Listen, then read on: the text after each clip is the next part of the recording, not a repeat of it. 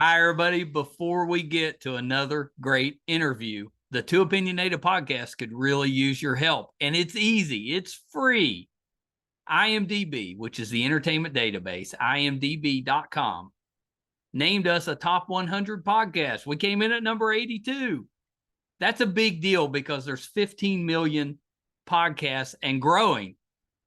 So to be named to anybody's top 100 list, pretty big deal for us. And the way you can help is to go to imdb.com, look up the Two Opinionated podcast, and that's it. Just bringing our page up. That traffic really helps us out. Our YouTube channel is MeisterCon Pod. All we ask is that you subscribe.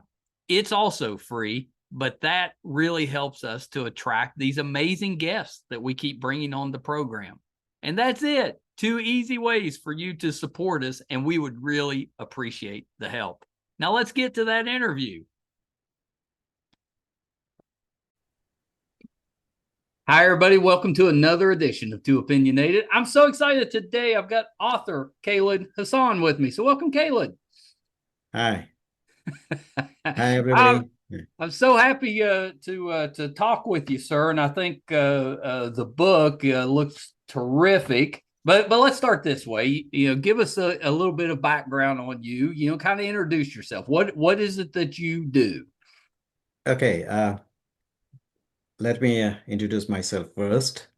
I'm a market researcher. I've started my career as a market research company. I think you know Nielsen, AC Of Nielsen. course.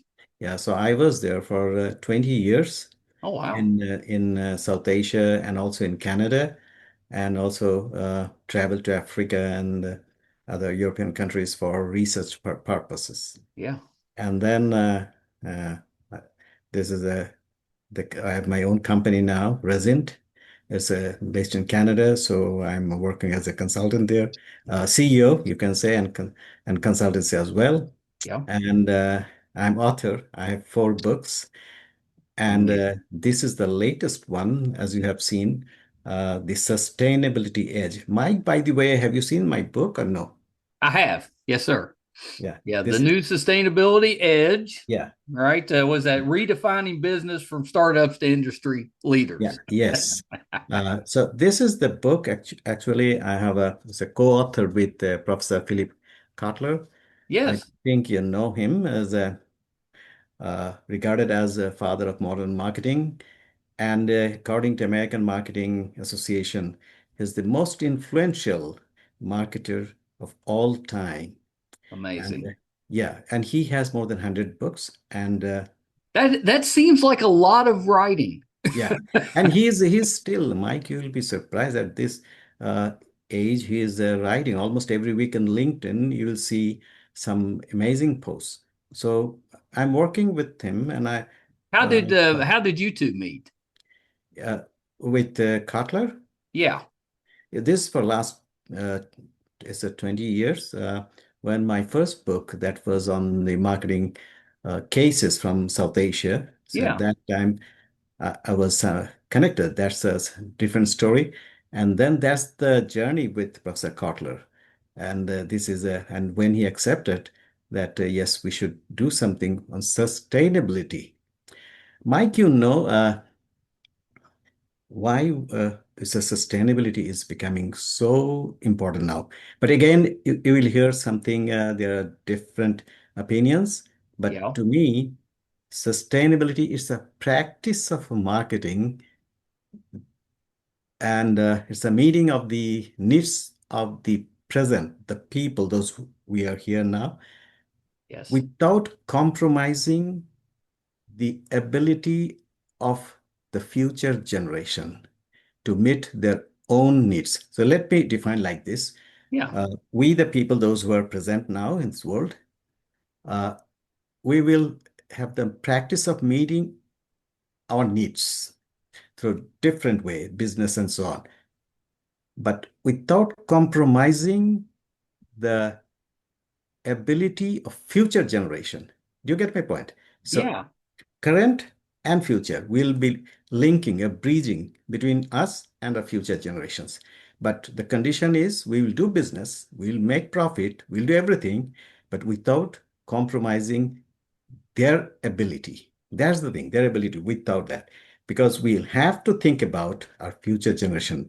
So you're kind of what I'm hearing is if we use up all the resources now, Yeah, the future generations are not going to have anything to work with. this is the thing, Mike. We'll have to think about future generations. Yeah. When we do something, the question is whatever we do, any business, anything. For example, you were doing this, the podcast. This is a part of sustainability. Why? You can ask me why. Yeah. The Why reason is is, that? yes, because it is, you are creating awareness. You are inviting people. You're sharing knowledge. You're And this right. is what you can, when we share knowledge or what, or whenever we do something, we can do it either the good thing or the bad thing. That's right. So when you do good thing, it multiplies. Any positive change or any change is contagious. This It, is it, the, it really is. I totally believe that. it is like the, If the virus. It's a contagious. yep, If you do good thing, good people will come to you. that's Mike, you right. were doing this podcast and you mentioned that you were in the top 100 podcast, right? Yes, And sir. IMDb. So it's not easy. So you're inviting people, those who speak positive, and you're inviting all the positive people. So it's a part of sustainability because you are thinking about the future generation. Yes. I Yes, I totally I totally get that, and I do believe if you put positive out, you yes, tend to get positive back, and the reverse is also true. yes, absolutely. You can do either the positive or the negative. Yeah. Sometimes negatives are more powerful. Yeah. Yeah, and that's Well, happening. if you're putting negative energy out there, Yeah, it can have a stronger effect, yes, than a positive energy does. yes, If positive energy just keeps everything kind of running smooth, yeah. negative definitely derails everything. Exactly. But when you for any when you start any positive something, positive energy, Yeah. initially you will be facing a lot of challenges. But when it is established, it will become a norm, Yeah. right? Yeah. That's true. Think about Mike. Uh, okay, let me uh, share like this. Uh, I've spent a few years deeply exploring the how business grows, uh, Yes. how it is doing good and doing well as well. And this is uh, it became more serious after COVID. Yes. COVID was a turning point for not for me, for everybody. Whether we believe it or not, whether we realize it or not, COVID was a turning point in globally the business. And you see, uh, there's huge uh, there's a change in learning curve. Oh, yeah. Yeah. Uh, think about it. Your this podcast before COVID, the perception about it, and today you see it's a huge difference. Well, yeah, I've said that. We were struggling up Yes. until COVID, and then the fact that everybody was kind of trapped at home, Yes. nobody told us no. If we asked for a guest, they're like, "Sure, I got nothing else going on," And and that now when kind you of exactly, Michael, and when you ask somebody to be your guest, there will be a line of guests, right? Because yeah, everybody wants to say something and to magnify the positive thought process among the people. And this is a wonderful platform. So this is the change. Let me tell you one small story. Before COVID, when I was doing a research for USAID, and yep, that project was in South Asia. So think about it. It was in 2017 or 18. So my client was asking, when are you coming for the project? I said, we have just got the project. We will do some planning now. Maybe after a month or so, I will come. You know what the client said? How come you can do business? You are staying about 10,000 miles away from here and you want to right, do business? And I couldn't make him, to understand that it's possible. Then what happened? I had to go, and it was really there's another story. But recently, there's in 2021 or 22, when I got there's another project.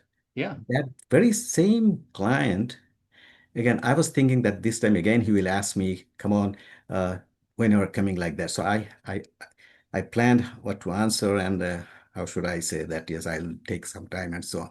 But it was absolutely 180-degree, the reverse. He said, uh, we can have some meeting, website, it's Google or Zoom or WebEx and so on. I was surprised, how come that same gentleman has changed? Because of COVID, the total mindset has changed. Now, if he says that you will have to come all the 10,000 miles away, people, he will be considered as not a technologically savvy or smart person. That's You get right. my point. So this is the change happened. So as you asked how I am here with this sustainability, so the journey started after COVID. Yeah, and I totally get that. My wife works with Live Nations. She's been with them for 26 years. Yeah. And before COVID, she was traveling about every other week, and a lot of times probably didn't need to be, but then, after COVID, she still travels because some people like those in-person meetings, but the majority of her time now is at home because she can do it remotely. You don't Yes. have to be face to face. And you see all these, the shopping, the business, the film industry, all this has changed. So Well, that's this true. is, You're not doing the in-person, tryouts, that you were before. You can do. You can just send in a tape now. yeah, and it's the people, those who are in Africa or Asia, they can do, and I can control from here. But I have to visit. It's a now combination of both in person and virtual. So this is how, mm, yeah, Yeah, I know. It's to me, it's a positive change very much, because very much. if you can allow people to do things remotely or from a distance, I mean, you're saving the company money, you're saving the environment, because you're not Environment, having to use yes, resources to yes, yes, travel. yes, It's just better for everybody. Plus, it's not as taxing on the workers. They can have a little more work life balance if they're not on the yes. road all the time. True, true. Yeah. Yeah, I think the book is so interesting, and I is does it also, are you talking about using let's say greener resources, like more environmental friendly resources? This is the book. It is not like any other, the typical sustainability book. Yeah, Not exactly like that, the environment or climate change. right. It is much more vast. Let me tell you like this. Uh, when I started working with Professor Kotler, uh, I learned from him that there are three P's, like people, planet, and prosperity. And Okay. prosperity comes from profit. Yes. Okay. So it is not only that climate change or the green something, it is much more. And that's the myth. Uh, Many of us, the business people or the political leaders or the governmental leaders, they think about when you speak about sustainability, it is only the environment issues, the pollution Right. issues, and maybe sometimes it is those who are, say, in the negative way, they say that is the new way of generating funds and so on.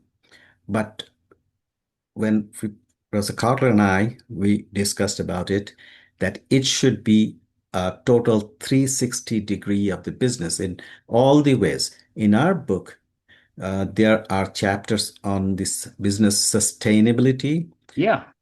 Then we have a chapter on tourism, how tourism industry can be sustainable. Yeah. We have a AI in health sector, how AI can it's a revolution, revolutionary way of changing the health sector. Sure. And you can see that health sector is so much benefited through AI. Then we have a wonderful chapter on customer centricity. It's a customer culture based and how this can totally change the service industry. We have on branding, we have on aging population. This is a, Oh, that's a good one. yeah, because the aging population, those are 65 plus, they're the fastest growing population in the world. Yeah, because we just keep living longer. Yeah, yes, this is why we are living longer because of different factors like health issue, like the progress in education, awareness, then the medical science, then the uh, physical fitness, and a lot of it's a huge environment altogether. If I give you the data, uh, in 1950, the average age, that's the life expectancy, it was 47 years worldwide.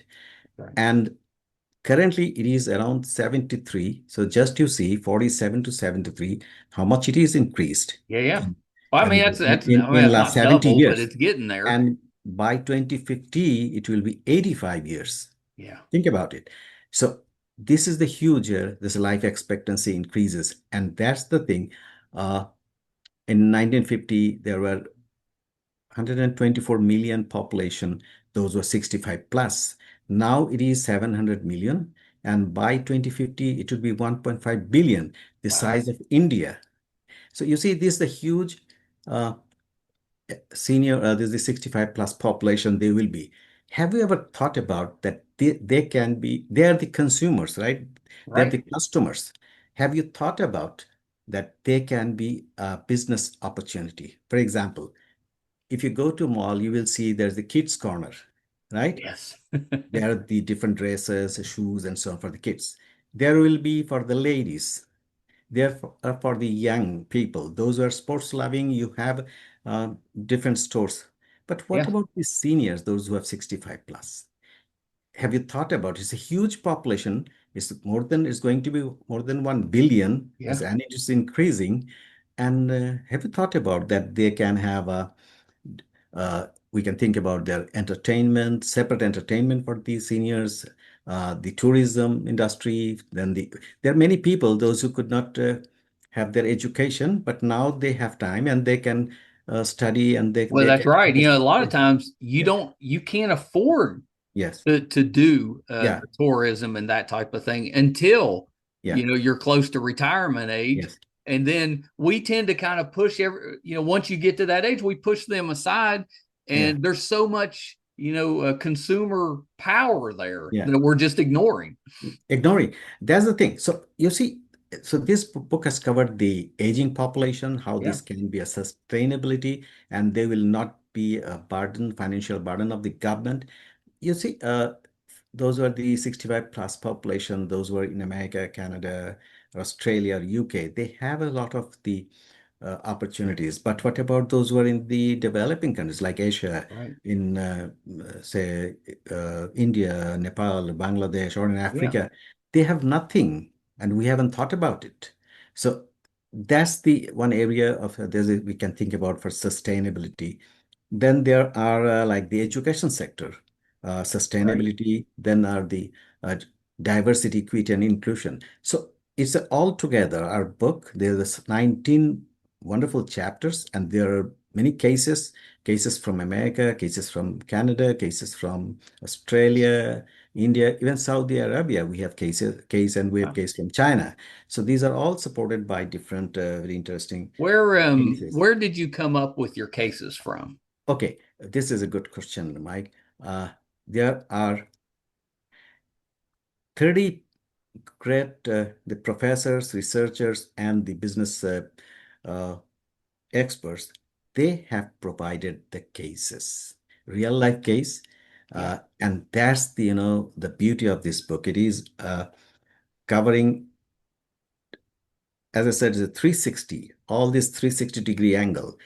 This covers. So there are not only that's the only environment. There are, of course, there are chapters on environment, pollution, then the recycling the Yeah. product and so on, all these. But again, the other business areas. So that's why we call it redefining business from startups to industry leaders. So anybody, they can go through it and they can get some good, information for Yeah. their business. So this is basically for the business people, those who are interested. And business doesn't mean that he should be in a company. It can be he or she can be a startup, or it can be in Right. education, in research, in teaching, the political leaders, everybody they can. So this is our first of this series, and we'll have more books in the years to come. Oh But yeah, yeah. So it's going to be. This is just one of a series. yes, Oh, I love that. yeah, Yeah, I love that. I really interested in the tourism aspect. You know, in the where I'm at in West Virginia, tourism is so important because we're such a small population. We need everybody coming into the state to to we need that earning power and that purchasing power to yes. come in because we don't have a big enough population to kind of sustain ourselves, if that makes sense. We have this the case. This is contributed by two professors from America, Yeah. and this was the case based on that's in Bhutan. Do you know Bhutan? That's near the Oh Everest. yeah, of course. Yeah, yeah. Yes, so that's a real life case from Bhutan, and we have another case from Nepal. So that's on the Himalaya. So this is the business, how the people they're doing business and they're surviving, and they're moving forward. So it is not like that as I did, that's only for the uh, Western, the developing countries tourism, but also you will see the tourism how the people are surviving in the developing world as well. Yeah. Yeah. Yeah, I think that's so interesting. What kind of motivated you and Philip to write this book? Obviously it's needed, but what was the kind of the driver behind inspiring you to write? Okay, very good question, Mike. Uh, as I said, that the after COVID, I was started thinking like that. Let me tell Yeah. you. Let me go back to my career journey. Yeah. After completion of my the business school MBA, I joined in a private company, which we called the Fortune 500 companies. Like I'm not going to mention the name. So you know that all the multinational companies we Oh call yeah. Of Fortune 500 companies. course. But and who has given this name, the Fortune 500, right? This is Right. the owners, the CEOs, those who are funding, the investors. They have given this name, the Fortune 500. Why? To attract the younger generations. They will think that, oh, I'm joining a Fortune 500 company, so I will change my fortune. So at the age of, say, 22, 23, 25, like that, he or she will think, oh, I'm joining in a Fortune 500 company. So that's the self-branding sort of. Yeah. I was in sales, then I moved to branding, then research. Then I realized that this is the bottom line is a profit. Yes. Uh, Well, the yeah, everything we do comes yes, back to profit. money at some Yeah, point. profit. This is only the bottom line, and you will be rewarded if you can uh, achieve your the target. There's a financial target. All the multinational companies they have the target for the executives.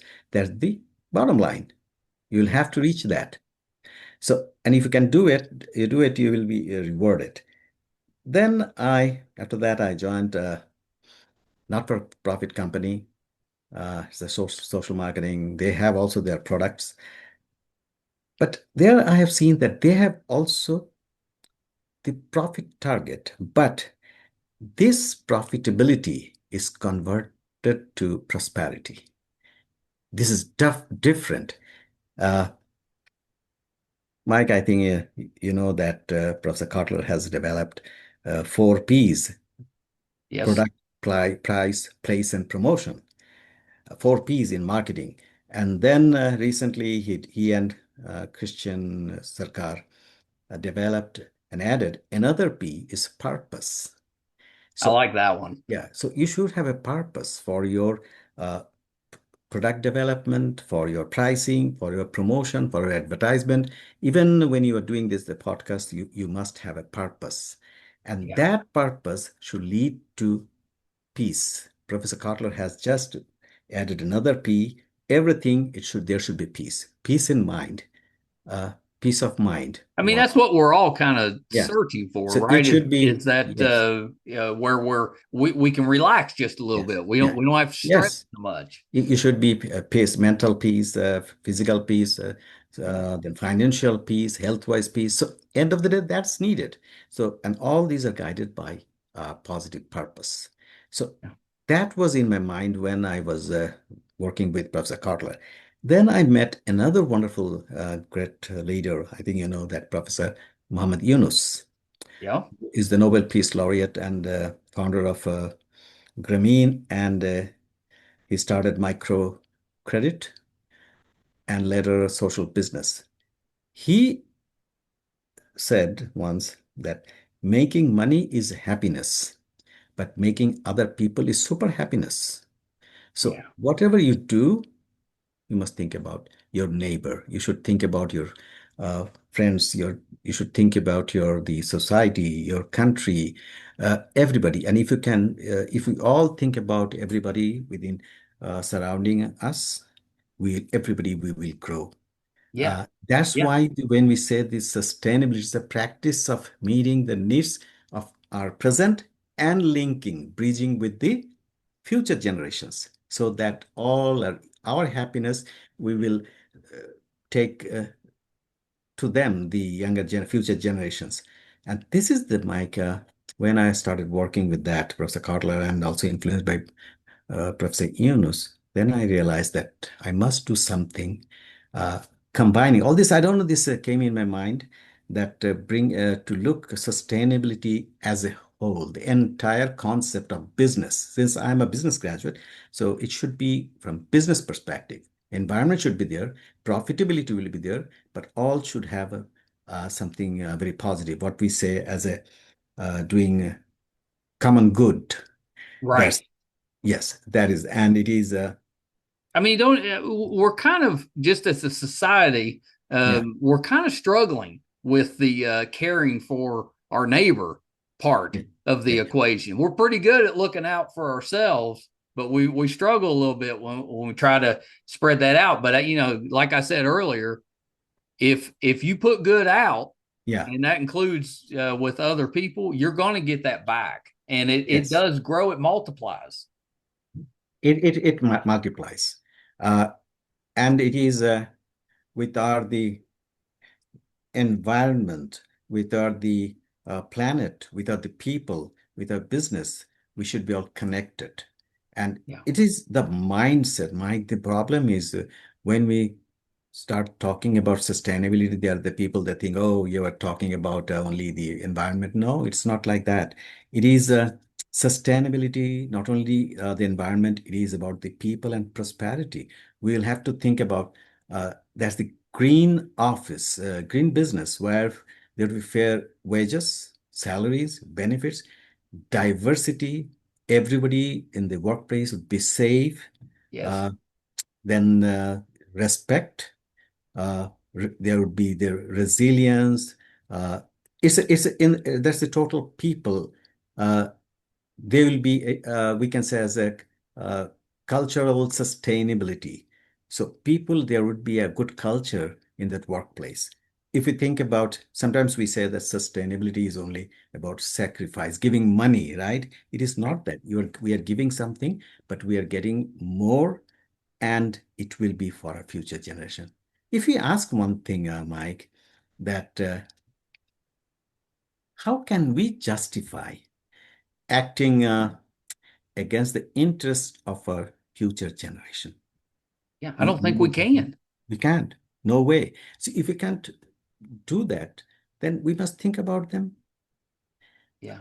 When I see the younger generations, I become, energized because they can see the future.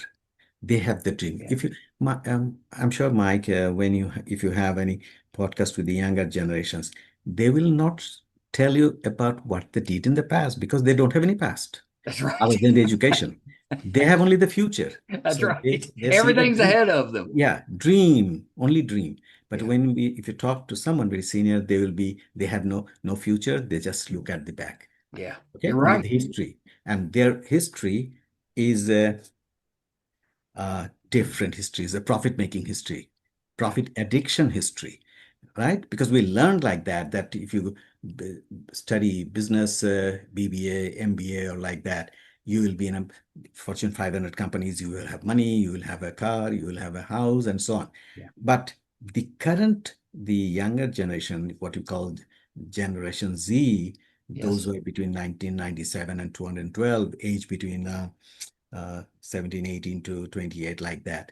They haven't seen the past. They only see the future, present and future. That's right. They grew up with climate uh, change issues. They have seen wildfire. They have seen the flood. They have seen, and the social media, the Yes. knowledge they are gathering. They don't need to ask somebody. They are so much tech savvy. They are more knowledgeable, Oh, they right? are. Yeah. Yeah. And So the younger that's, they are, the yeah. better they are Yeah, technology wise. and that's the younger generation, Generation Z. Uh, they understand social justice movements. They have seen just in a fraction of a second, they know what's happening in Egypt or what's happening in Bangladesh or what's happening. So they are much more smarter than those who are 50 plus, 60 plus, and 70 plus in Yeah. terms of, these Well, uh, when we were growing up, yeah, you couldn't get yeah, your news always in a timely fashion, or even at all. yeah, Sometimes, because pre-internet, you're either getting it through a newspaper or yeah, you're getting it on the nightly news, and yeah, that's pretty much it. And now with the internet, it's always right there. yes, And you don't miss anything. It yeah, almost overloads you. There's so yeah. much news. Correct. So these are they don't think about that marketing is all about buying and selling products. No, it's not like that. Yeah. It is beyond that. Many things to do with that. So this is what these the younger generations, when I look at them, then I thought that yes, we must do something for them. Yeah. That's the legacy we'll have to leave for them.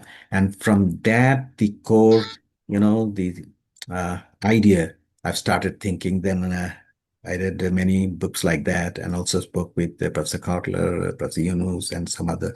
Even in Harvard, when I had the sustainable business strategic course uh, from the professors, then I thought that yes, for the last 2 years, I started thinking about and compiling all the chapters and cases, and Yeah. this is how we are here today. Well, it got me thinking. I spent 20 years running call centers. Yeah, Direct yeah, TV, Ticketmaster, AT&T. So, some pretty big ones. And the model that they all use is that once an employee has been there long enough, they make too much money. And so they're constantly churning out those higher priced, employees to replace them with new ones. And to me, that's the opposite of sustainability, because you lose so much experience. You're constantly starting back over. And not that you don't need fresh ideas and new people coming in, but if you're constantly rotating through your experienced work staff just to save a little bit of money, long term, that's going to bite you. very good point, Mike. Uh, we are not saying that fire someone, those who are 65 plus or 60 Yeah. plus. They have huge experience. They Yeah, have, they have the wisdom. Why don't we do one thing? Putting them somewhere where they fit, and also bringing the new generation. They will learn from them. that's right. And the seniors, the 65 plus, the aging population, they will not be the burden of the society. They will be happily doing it. And on the other hand, the younger generations, they will be also doing their job. So Yeah. it would be a win-win for all. Because you see, the aging is not like that some people has born only at the age of 65, and there are some people those are born only age of say 10 years.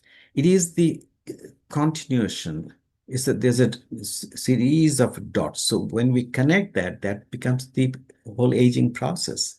So Right. that's the thing we'll have to and think about. And in sustainability, what we are more interested, that's the innovation. Yeah. We'll have to find the innovative ways and sustainability. In other way, we call it innovation engine. We try to find out how to uh, match the opportunities and the gap and the potential, the prospects, and how to overcome that. So this is what we think about when you talk about sustainability. It is connecting all the dots. For Yeah. as I mentioned, that without uh, impacting or compromising the ability of the future generation. So it's from us, we'll take it to the future generation, and this is how this will go on. Because we have seen if we are so much of profit addiction, it is not working. That's And right. day by day, it will be more. The people may say, okay, sustainability is only about the environment issues and it is not going to work for future. I don't want to mention the names of many political leaders and so on. But you see, Mike, uh, it is the mindset, how we will connect those. For Yeah. example, like reducing single use plastics. Uh, Yeah. this is you don't need to think so much. We can use reusable.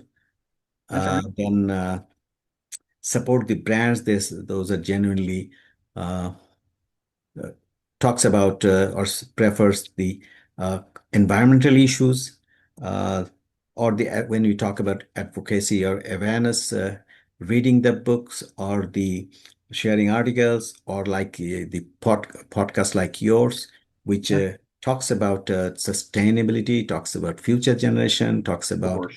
positivity, giving the positive energy. These are all, so actually, when we say about sustainability, it is basically a change of mindset. Yeah. That's the thing. Yeah. And we have the biggest, the block is not thinking what should be done and not accepting the data. If you say there is no wildfire, there is no hazard, there is no conflict, do you think we'll be able to come out from the problems? No. No, We'll that's right. have we have the data. We are seeing that due to these environmental issues, due to the people issues, due to the profitability issues, the money issues, we are not having a peaceful life. So we'll have to accept the data because denial of our deleting the reality, the problem will not be solved. So we'll have to accept the reality, we'll have to accept the data, and then we'll have to move forward. What's so let's assume that we get to the point where we've accepted that. Mhm. So what's the first step? If I'm running a company and I'm interested in sustainability, what's my first step? What's the first thing that I need to do? The first step is you will have to have the first mindset Yeah. that whatever you are doing, whatever you'll be doing, this is first, of course, for your interest, and that is for a good purpose, and then how you can pass on to your future generation. So Yeah. if you think about only the present, that I will have money, I will have all these the fortune, and I will have the very lavish life and so on. So it is not going to work. You will have to expand the lens uh, towards next 30, 40, 50 years at least. That what I am doing, who is benefited, who pays the hidden cost of environment, cost of pollution, cost of uh, any sort of damage, who is Right. paying that? Uh, for example, if I think about that, okay, a person say whose age is say 55, and he or she has a factory or agricultural farm where he or she is using all this the pesticides, insecticides, and so on, everything like that, Right. not considering that the soil condition is polluting, or maybe textile industry, that's it's called the second polluter, water pollution. There are some chemicals which are never reversible because when Right. it goes to the soil, it remains like that. So permanent damage we're doing it. So who is paying for that? Because say one person is say 55 or 60 or 65, he will be active for say another 10, 15 years. But that's the irreversible, the problem he created. That will be transferred to his or her Yeah, children. somebody eventually is going to have to Yeah. deal with it. So the question is, what legacy will we leave for our children and grandchildren? You Yeah, may say, okay, don't think about, I'm not interested about say grandchildren. So it is some suicidal something that you are not thinking about your future generation. So you're so selfish, you're thinking about your own, it is not gonna work. So that's why we are thinking about that we should think about what I'm doing right now. Is it the right thing? Am I doing something, the hidden something, which will be end of the day, it will are my children or my grandchildren, they will be suffering. So that is the thing. So Mike, when you've asked that when we'll start business, we are not against any profitability. We are not yeah, supporting charity. Profitability should be there, but think about the purpose. How much money one person needs, right? that's If you right. have enough money, you will never see that. That will be only a number. Say you have 1 million, that will be a number. If you have 2 millions, that would be a number. But if you, first for your survival, let's think about hypothetically say that you need only say $50,000, right? Just I'm giving one example. But Right. if you have 50 million, if you have 500 million, you will never see that money, That's right. right? It is always will be in the bank or it would be a number. So if you transfer that for our future generation, in our community, in our for our children and grandchildren, so it would be, everybody will be benefited. So That's this is right. so when you, as you asked that what would be first thing, I should be convinced that what I am doing, this is not for only for me, but for everybody, my neighbor, my friends, my families, my future generations, my country, everybody. You, if I am not, in a position that I am not looking after any other, they will also not look at me, look That's at me, right. look at us. So that is, going to uh, complete disaster for everybody, and that is coming. So Well, it is. I was going to say, don't you think that?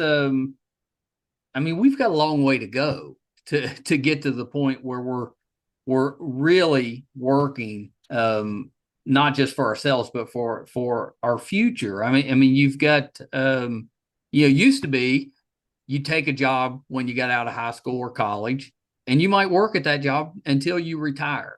Yeah. But we don't do that anymore. Most times people switch jobs every few years, and a lot of that isn't the individual wanting to switch, it's that the company is constantly churning through people, whether they're not paying enough, the benefits aren't good enough, there's not enough upward mobility, whatever it is. The company kind of keeps that down. And then you've got the whole thing where you're paying hundreds of $1 millions to one person and underpaying the rest of the workforce. I mean, how do you overcome all of that?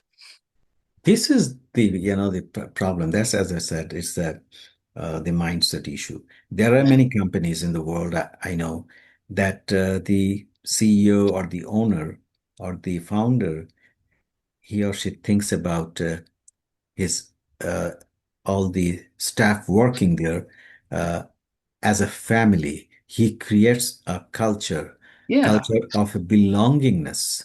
yeah, So, and I've seen that there are many people, they don't want to leave that company. They are for that company till retirement. They don't want to go anywhere. that's right. There are many companies, and they still feel for that. There are many companies, on the other hand, only just for even after joining the company, the employee starts searching Yeah, for another job. So this is how, and say if someone starts a company with that the positive mindset, and it gives a huge mental satisfaction. If you don't, if someone doesn't understand, it is, you know, it's sad for him or her that he is not understanding that how he can build a company which can be considered as a human uh, friendly company. So Yeah, there are examples. It's not that it's there's not like the if you look at the Patagonia, if you there are many companies I know, they have the culture. Danone, there are many companies in the world they consider their the employees. So, but this is the mindset, and that's why this book, the business leaders, that's why we mentioned that startups to industry leaders, they will start thinking about because there is one chapter on human resource management. yeah, This is also a great part of sustainability. sure it is. Even if your company, if there are the employees and everybody, if they think that we are working as a team and they really mean it, it is not that only for saying that we are in a team, but if they mean it. And I've seen there are many companies they grow. There are many employees. When I was at Nielsen, I've seen that there are many employees that are working for 30 years, 35 years like that. So that's not easy, right? It is not. And Nielsen is a leading research company I've seen here in Canada. When I first met with my CEO, and he said that I'm here for the last 35 years, I was surprised. Oh, this for so many years. Why he's here? Because the company and the CEO both owns that company. That this is my company. So that's the another way of this uh, human resources sustainability. So once you have that, everybody in the company, they're happy. So Yeah. that's the thing. It's a mindset how you can think about continuously uh, improving the human resource, the culture, company culture, the management. I mean, don't you think if you did that, you'd sleep better at night? You know, if you do everything you can to make sure that your company and your This is workers this is this is are this is if you even create like that, people will leave that. That is also true. yeah, But when they will leave, maybe for different purposes, but they will not leave the company that my boss was not looking at, right. supporting me or the culture. Let me give you my example. When I start working for that's before Nielsen. Yeah, I worked for another research company, and I've seen my first boss. He was so, he was like a mentor. yeah, He passed away a few years ago, and even after joining, we maintained the relationship. Anytime he called for any uh, advice or any sort of, I never thought about not helping him because I knew that where I am today, it is because of him. So that's the you have all the you will definitely you will move from one company to another. It doesn't mean that you don't like that for different purposes. Maybe you have a move to different the area, district or some provinces or states, or maybe for family reasons or many things you can. But sure. the internal that the feelings, the ownership, that should be there, right? That's some of my when I've seen my the first boss a few years ago before he passed away. Still, we had that the relationship that it seems that we are in the same company. So that's something. That's a human that should be. Even if you do all the best, people will they will not stay. This is true. But the thing is, uh, you will be a different company where you have all the positive vibes. And on the other hand, there are in other companies, there is a nothing. And when the people they leave, they will not look back. And when someone, still feels about that, that's there's a branding. It goes on that I work for that company or I work with the first boss is that. So that's the branding, is a company branding or self branding or any sort of branding. So that's important. So Sure. no matter whether he is with your company or not, he leaves. That's different. He can or she can, but from the owner's point of view, he or she should be positive. He should do his own or her own job. That I'm thinking about creating a sustainable business. Yeah. Yeah. Now, I love the book, and it's something that I think we've needed for a while. And I do believe there's a lot of people out there that want their company to be sustainable. They want to do the right thing for future generations, but maybe they don't know exactly how to go about it, and maybe this book can help. Yeah, Mike, for example, if I ask you, uh, how do how do you want how is your business going on? You will say it's okay, but I need to know how to be sustainable for That's next right. 5 years, 10 years, 50 years, and I want to transfer it to my future generation. That's right. So that's the sustainability. It is not short term, only maybe for 10, 50 years, 15 years. No, it is even after you, this should be continued. If you have that dream, so and this would be if it is if you all start thinking in that the positive way, it would be a different planet. It would be a different Agree. world. So that's the only thing we are thinking. We are not against any profitability. We are not against any sort of the financial income or so on. But the thing is what Professor Kotler said, there's the fifth P, the purpose, what you want. And the purpose should be linked with peace. That's Yeah. the thing. I love that because it's not saying you can't make any money. No. Of course you can make money, but you need to balance that so Yeah. that your company is healthy, Yeah. and it's also planning for those future generations. You want your company to be there long term. Yeah. Will have to come out from the financial greed. You know, there are many people in the world you have seen that they are uh, doing for the world, for the people. Sure. And if it's a mindset, how you look at it, what Professor Yunus has said, making money is happiness. Yeah. True. But again, making other people happy is super happiness. Yes. So you will make your money, but again, part of that you spend for your company, for others. So everybody will be happy. So end of the day, we want a happy, peaceful world. So that is the thing. That's exactly right. And thank you, sir, for taking a little bit of time to go over it. It's such an interesting topic. I know we could talk about it all Yes. day. But this is just book one. So you've got a series that you're going to work on. Yeah. What's the next chapter? What's the next book? How This does is it continue the story? we haven't thought about, but that would be this next series where we will think about going deeper, and we'll be getting more the feedback from different readers, the Yeah. students, the universities, and based on that, we will think about what to What's do next? next. Yeah, but again, definitely it would be for the people, planet, and prosperity for Yeah. our future generation.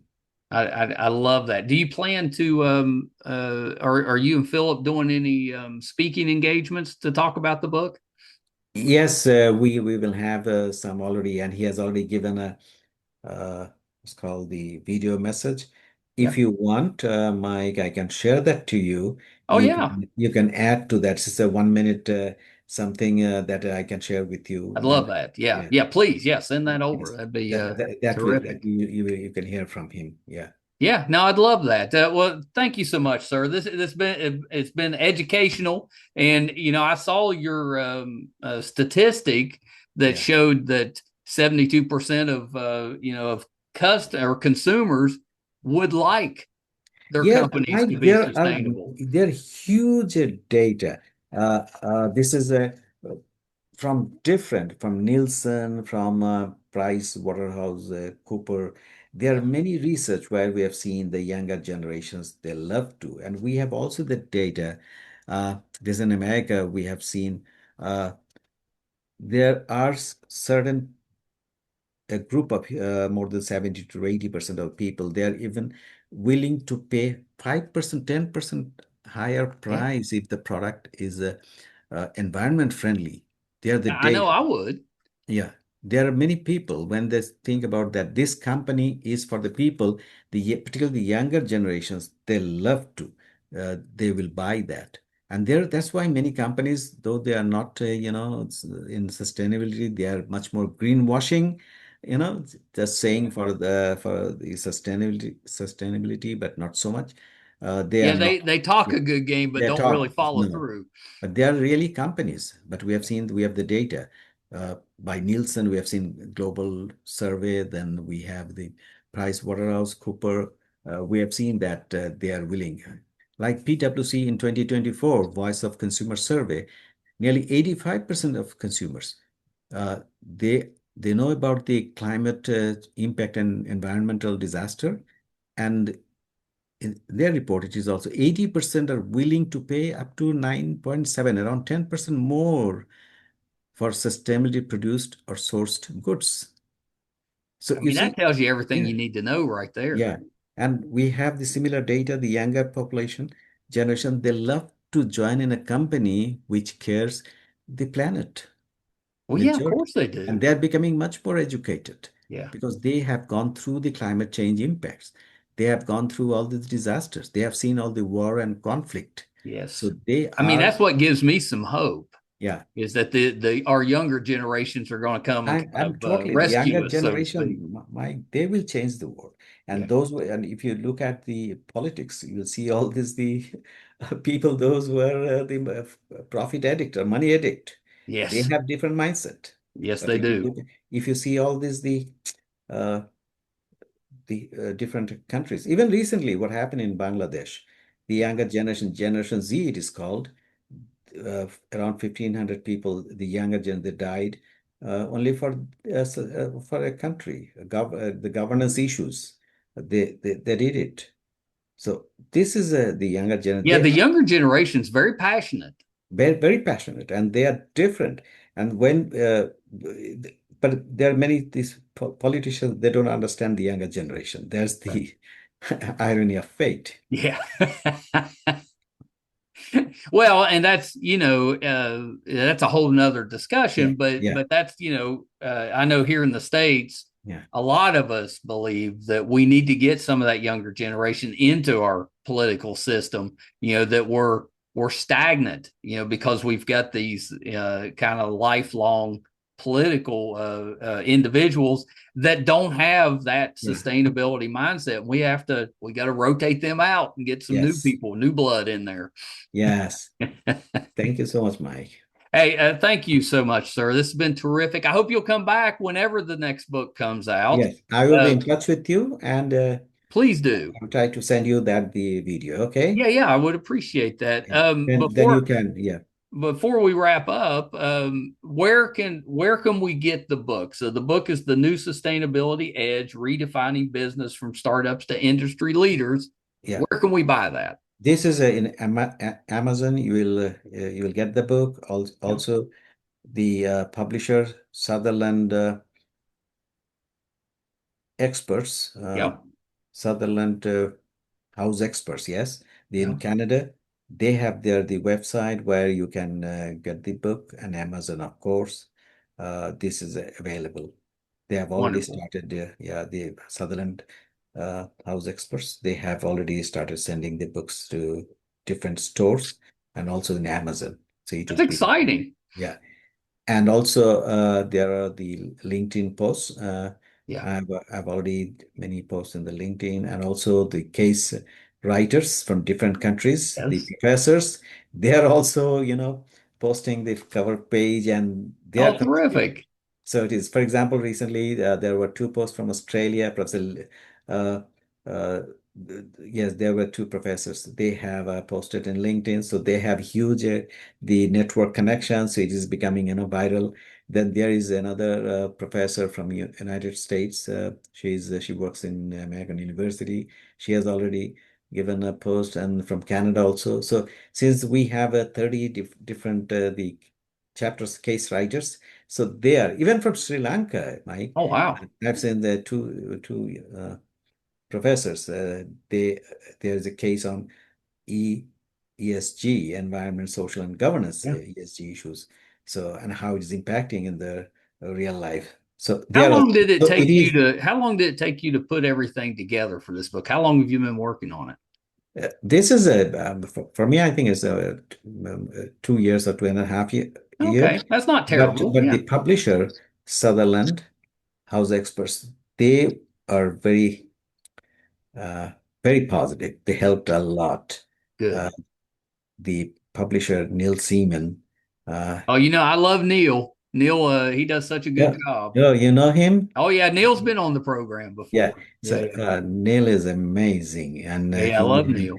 yeah. So I don't have to think about, I have given my problem to Neil, and he did everything, and he's still Yeah, he'll doing. take care of you. Yeah. So, and he's not only like a typical publisher, he's also a teacher. He teaches at University of Toronto. So yes, and he has also given a wonderful case from China that AI how can be contributed in the health sector. So Oh, this is how it's yeah. Mike. This is not only me, but there are many people. All the good souls, good brains are working together. I I love believe in that. that. Yeah, We do need that. yeah, Yeah, and that's that's that's why uh this is the book. that's And next, inspiring. That's yeah, encouraging. yeah, we Yeah. we don't want to take self this credit that is only and someone, but it is a team. And Professor Kotler, he believes in that. Yeah. So that's how we are working. I love that. Yeah. Yeah. Well, thank you so much, sir, Thank for you so coming much. on. Yeah, Before we wrap, yeah. are you on social media? And if you Yes, are, where can we I'm in find you? LinkedIn. I'm in LinkedIn. Okay, just under your name, I'm assuming. Yeah, yeah, Khalid Hassan. Yes. Wonderful. Wonderful. All right, sir. Hold on one second. Khalid Hasan, the new sustainability edge, redefining business from startups to industry leaders. You think I'd have had that memorized by since I repeated it a few times, but I did not. Caleb was terrific. I love the fact that the United States and Canada are having a little bit of difficulty right now, and I hate that because that's I grew up Canada. That's our friends. That's our neighbors. I love the fact that Caleb and Philip are working together. So you got a Canadian, a United States citizen working closely together. That gives me a little bit of hope that we can kind of get back to the way we were and maybe even improve on those relations. I think it's such a fascinating subject, and I mean, really, for me, when you break it down, if you have a business, yes, you have to be profitable. Of course, you have to be, or what's the point of being in business? However, you can have a successful business and not destroy the planet, not be terrible to your employees, and you can leave something for future generations. And and you're also making sure that your business is still going to be there. If you're running your company, um, let's say, selfishly, then eventually that could cause your company to not be there anymore. If people are getting frustrated or fed up with what you're doing, or you're doing stuff that's actively hurting people or the planet, the environment, whatever it is, people are going to get tired of that at some point, and you're going to lose your customers. And I do think that this younger generation, you're seeing it all the time. When they don't like something, they band together and they address it. We just saw that with Disney. They suspended Jimmy Kimmel. I know I don't want to get political, but they suspended Jimmy Kimmel, and what happened? They had all of these people canceling their Disney subscriptions, and they lost billions. And what happened? They brought him back. And I love that. Not necessarily, I'm not really a Jimmy Kimmel fan, but I love the fact that people were able to have their voices heard. And I think that just continues to happen. Let's take care of our people. We need to be paying people a livable wage. We need to be giving them a career path so that they have a way to advance, to ensure that prosperity. We need to do that. If you're running a company, that should be the main concern. We don't need people making $300 million when their employees are barely making minimum wage. That's ridiculous. At what, and I don't know what the answer is, but at what point is enough money enough? I don't know. Or is it, at what point is money enough?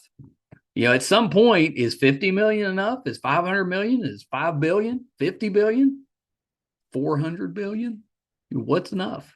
At what point do you start giving back?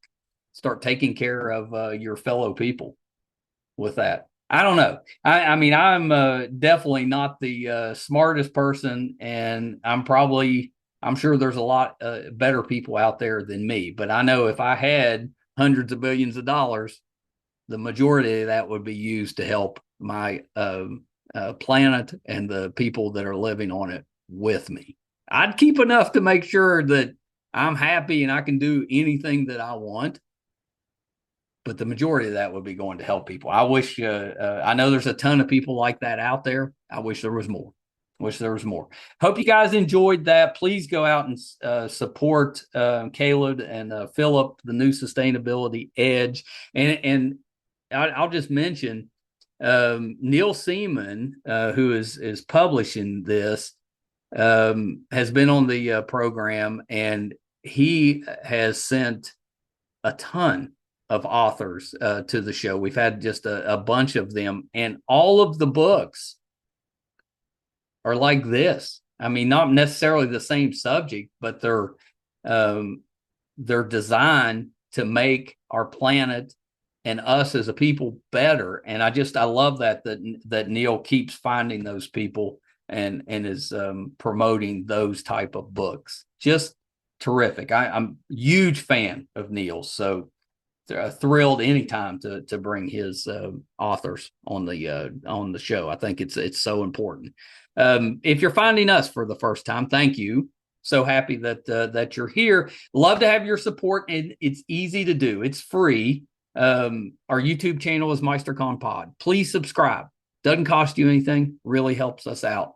Our YouTube channel, our website, gave you the YouTube channel. Our website is meistercon.com. You can find over 1,000 episodes, audio and video versions. If we're doing something in studio, if we're going on location, covering a convention, anything we have going on, be on the website, meistercon.com. So please check us out there as well. Thank you guys so much. Till next time. Bye, everybody.